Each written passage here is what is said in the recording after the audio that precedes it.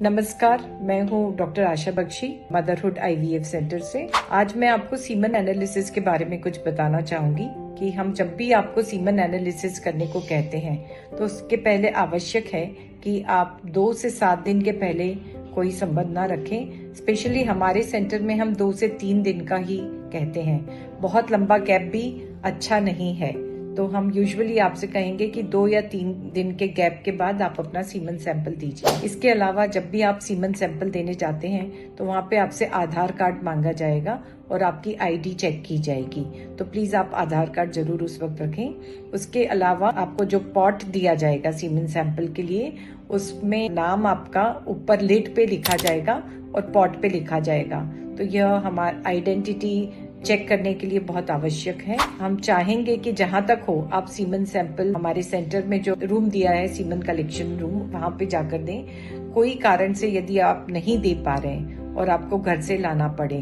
तो कोशिश करें कि उसको पहली बात तो फ्रिज में ना रखें, उसे कलेक्ट करके या तो आप अपने पॉकेट में जो कि अपने बॉडी पार्ट से टच हो रहा है, ताकि कि उसका टेम्परेचर अपने बॉडी टेम्परेचर की तरह रहे, उस तरह रहे, और उस सैंपल को विद इन 30 मिनट्स आप हॉस्पिटल पहुंचा दें। तो ये सब चीजें आवश्यक हैं। और यदि आईयूआई के लिए सैंपल देने को कहा है तो उसमें भी यही सब प्रिकॉशंस हमें लेनी पड़ती है। एक और प्रिकॉशन मैं ये सजेस्ट करूंगी कि जो आपको पॉट दिया गया है वो स्टेराइल पॉट है, तो उसका जो लिड होता है उसको आप बाहर से पकड़ें, अंदर से ना पकड़ें, ताकि कि इन्फेक्शन नहीं जाए और गलत एस्टिमेशन ना हो, और स्पेशली आईयूआई के लिए बहुत इंपॉर्टेंट है। एक और प्रिकॉशन मैं ये कहना चाहूंगी कि जब भी आप सीमन सैंपल देते हैं तो थोड़ा सा आप अपना नीचे सब क्लीन कर लें और क्लीन सैंपल दीजिए रादर देन कि कोई कंटेमिनेटेड सैंपल दें। तो ये छोटी छोटी सी चीजें हैं, यह आपको मदद करेगी प्रॉपर सीमन एनालिसिस में।